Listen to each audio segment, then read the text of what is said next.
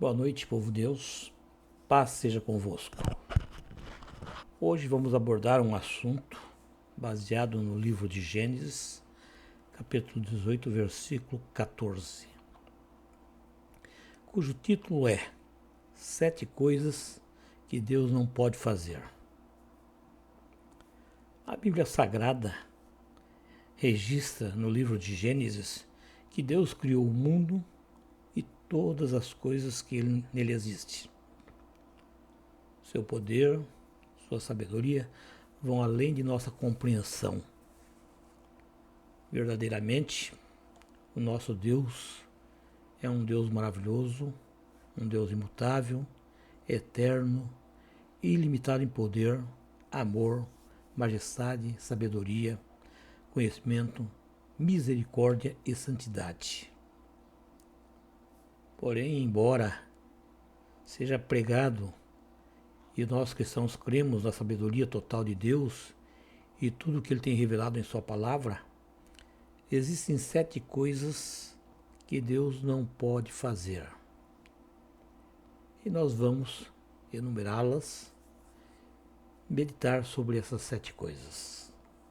A primeira coisa, Deus não pode mentir.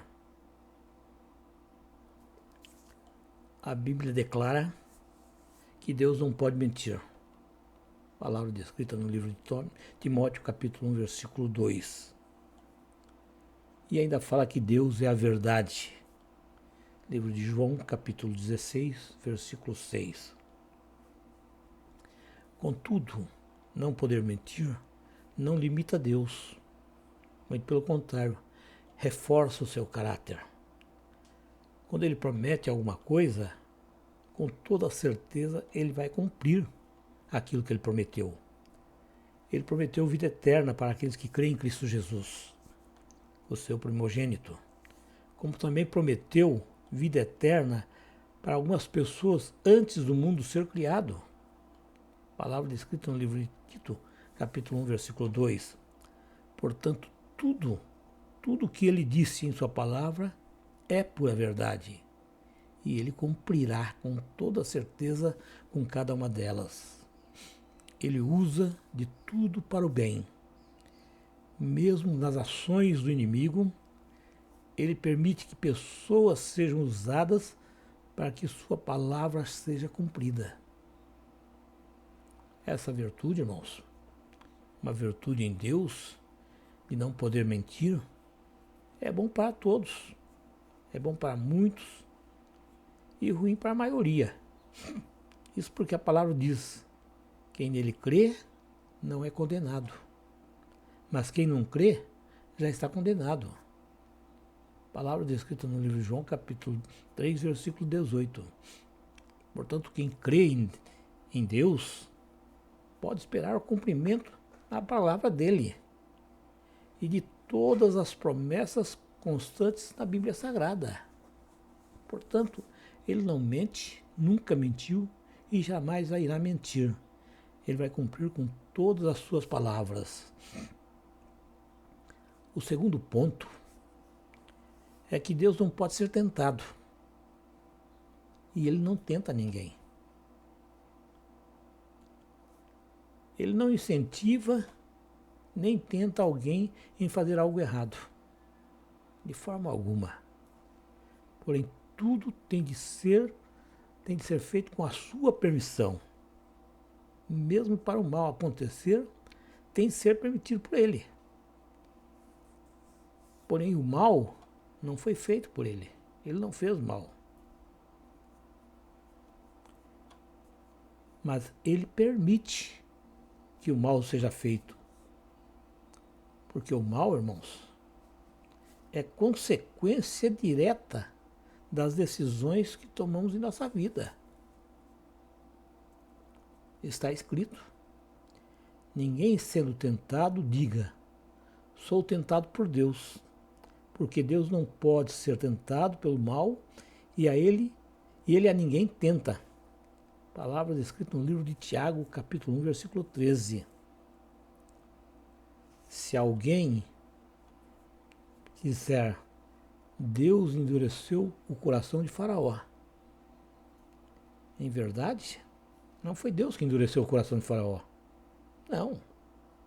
Ele apenas liberou para que Faraó fizesse segundo a sua vontade. Que ele usasse a vontade própria para fazer as coisas. Isso quer dizer que Deus permitiu que o diabo agisse nas ações de Faraó, para que seu propósito em libertar o povo de Israel fosse cumprido. Então ele usou o mal feito pelo homem, para que se cumprisse aquilo que ele tinha como propósito, libertar o povo de Israel. Portanto, Deus não leva ninguém a pecar. O homem peca por vontade própria. O homem peca para satisfazer a sua vontade. Então Deus não incentiva. Deus não leva ninguém a pecar. Mas ele permite que a pessoa use do seu livre-arbítrio para fazer aquilo que é a sua vontade. A terceira coisa que nós podemos falar é que Deus não muda. Não, Deus não muda. Desde o princípio, desde o início, Deus instituiu um plano de salvação. Ele fez um plano de salvação para os seus filhos, para todo ser humano.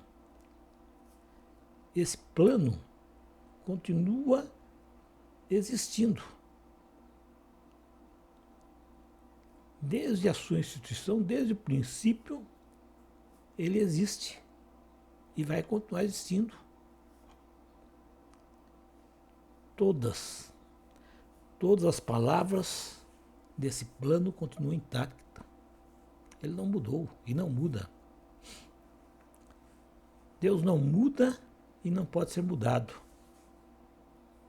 Malaquias falou isso. Está lá no capítulo 3, versículo 6, Malaquias. Ah, mas é do Velho Testamento. Sim, mas no Novo Testamento também tem. Lá no livro de Tiago, capítulo 1, versículo 17, também fala que Deus não muda. Portanto, irmãos, Deus é imutável e seus propósitos são inalterados. Quando ele fala isso vai acontecer, pode esperar que acontece mesmo. Ele não muda o seu humor. Ele também não muda o seu pensamento em relação ao ser humano. Ele é eterno, irmãos. Ele é o mesmo ontem, hoje e eternamente. Palavra descrita no livro de Hebreus, capítulo 3, versículo 8. Então ele é eterno. A Bíblia, ela não autoriza ninguém mudar um único tio da palavra de Deus. Portanto, nós não podemos mudar aquilo que saiu da boca dele. Declaração feita por Isaías. Isaías, capítulo 45, versículo 23. Ele não muda. Ele é fiel. O quarto item que podemos falar, que Deus não muda, é que Deus não pode salvar sem o sacrifício de Cristo Jesus. Mas como? O plano de Deus para a salvação do ser humano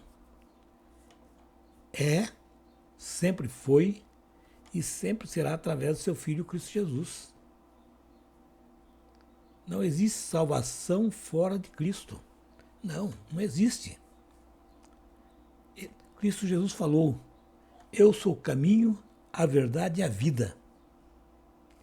Ninguém vai ao Pai senão por mim. Palavra descrita no livro de João, capítulo 14, versículo 6.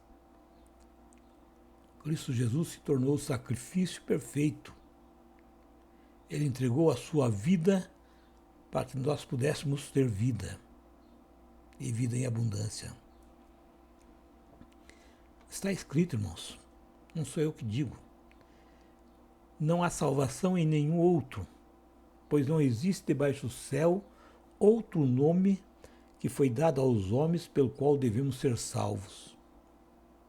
Está escrito lá em Atos dos Apóstolos, capítulo 4, versículo 12. Portanto, irmãos, Jesus é Deus e somente Ele pode salvar as pessoas. Mais ninguém, nada pode salvar as pessoas a não ser através de Cristo Jesus. No Velho Testamento foi instituído por Deus um sacrifício. Um sacrifício que apontava para Cristo Jesus. Lá nesse sacrifício do Velho Testamento, os pecados eram cobertos pelo sangue de animais. Esses animais eram sacrificados, sendo oferecidos muitas vezes.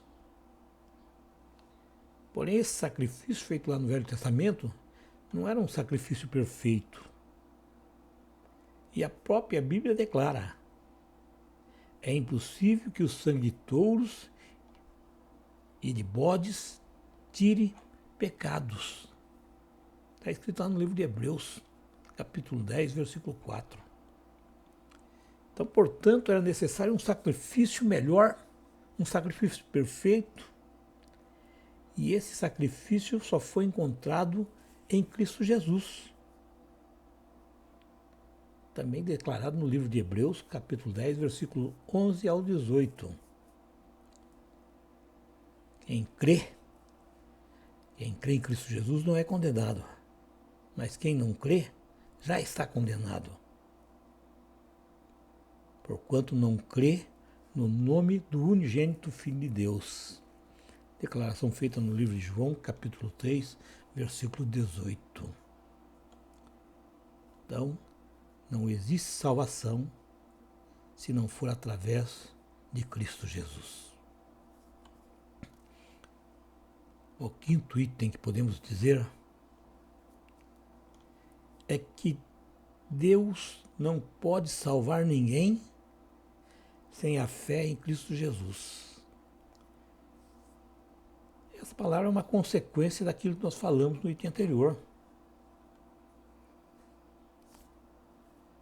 Deus não pode salvar quem não quer ser salvo. Primeira coisa.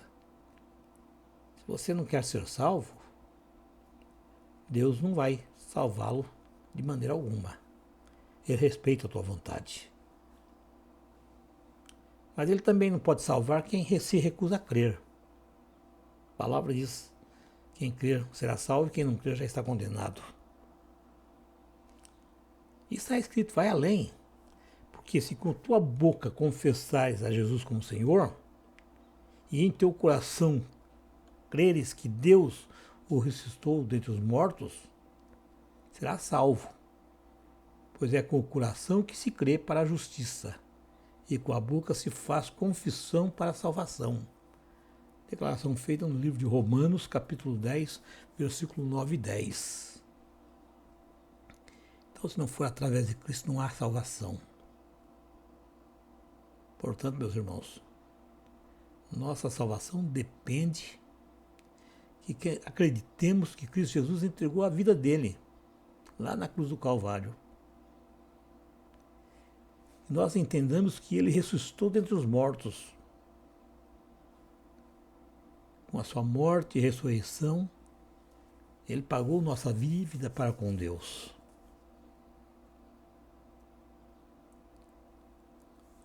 Se isso for verdadeiramente genuíno, então temos a promessa que seremos salvos. E como Deus não mente, a palavra dele é correta, é firme e ele é fiel, então com toda certeza, se verdadeiramente confiarmos em Cristo Jesus, a promessa será cumprida em nossas vidas. Portanto, irmãos, nossa salvação depende da relação que temos com Cristo Jesus. Olha o que a Bíblia fala. Examinais as Escrituras, porque julgais nelas ter a vida eterna. e são elas que dão testemunho de mim. Mas não quereis vir a mim para terdes vidas. Palavra descrita no livro de João, capítulo 5, versículo 39 e 40. Nós temos o livre-arbítrio, é verdade. Nós podemos escolher. Deus não nos impõe nada. Nossas escolhas determinarão nosso futuro. Se nós quisermos ir para o céu, é preciso crer e aceitar Cristo Jesus como o único Senhor e Salvador de nossas vidas. Portanto, só vai para o céu e viver a eternidade com Cristo aqueles que estão dispostos a continuar amando e obedecendo a Deus e todos os seus princípios. Portanto, irmãos, Deus não salvará ninguém contra a sua vontade. Não, Ele não vai salvar ninguém contra a vontade, não. Você tem que querer ser salvo. Deus quer ver os seus filhos desfrutando de uma eternidade com prazer, com alegria. E Ele fala claramente em sua palavra: aquele que crê não é condenado, mas quem não crê está condenado, porque ele não crê no unigênito, no nome do Filho de Deus. Já falei esse versículo hoje. Está lá em João capítulo 3, versículo 18. A sexta e última coisa que Deus não pode fazer, Ele não pode negar a si mesmo. De maneira alguma, Ele poderá negar a si mesmo.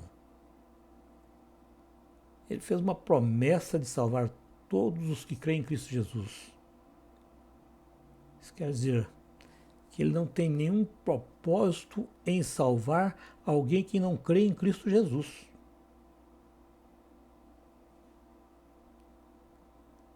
Então Ele tem propósito de salvar aqueles que creem.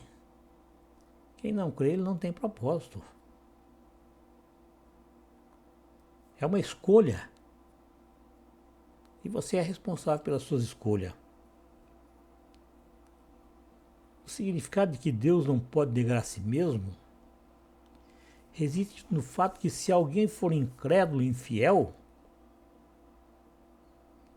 ele vai continuar firme, vai continuar fiel à sua palavra. Você é infiel, mas ele continua sendo fiel. Logo, irmãos, é importante que se diga que todo aquele que for infiel à causa do Salvador não poderá esperar ser salvo, pois isso implicaria uma negação da própria natureza de Deus. E Ele jamais vai negar a sua natureza. Ele jamais vai negar a si mesmo. Ele é santo. Ele é puro. Como é que Ele poderia salvar alguém que é profano e impuro?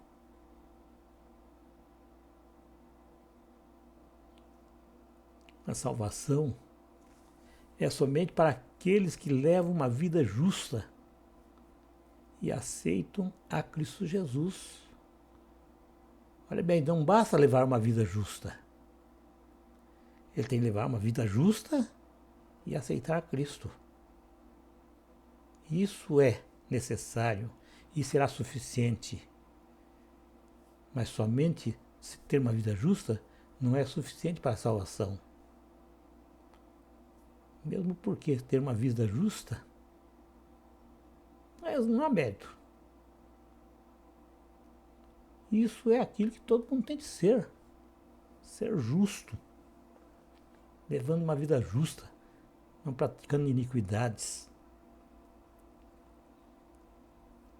Olha o que está escrito. Se formos infiéis, Ele, Deus, permanece fiel. Ele não pode negar-se a si mesmo. Está escrito lá em 2 Timóteo, capítulo 2, versículo 13. A última coisa que Deus não pode fazer é agir contra o seu próprio caráter. Ele não pode agir contra o seu próprio caráter. Ele não pode agir contra a sua natureza. Portanto, Deus não pode mentir por ser santo. Ele não pode pecar por ser justo. Ele não pode ignorar o pecado, uma vez que o próprio Cristo Jesus, seu Filho, pagou com a sua vida a pena pelo pecado. Então, como é que ele pode ignorar o pecado se ele entregou o Filho à morte na cruz para pagar os pecados dos seres humanos? Então, ele não pode, jamais vai ignorar os pecados.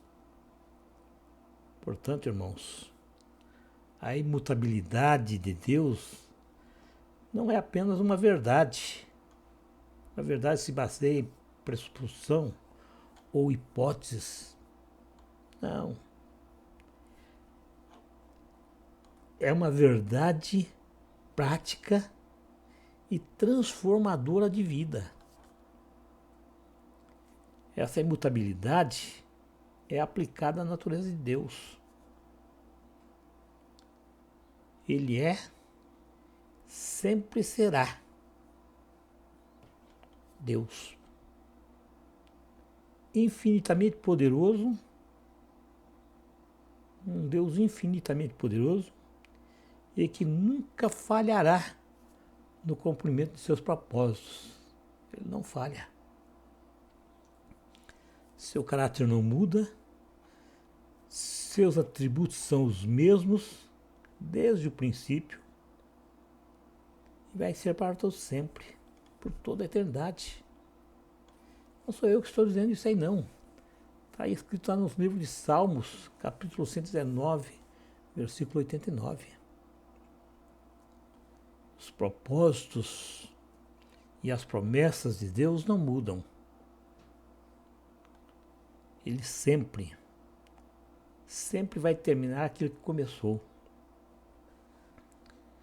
Sua palavra, a palavra de Deus, está intimamente relacionada com o seu caráter.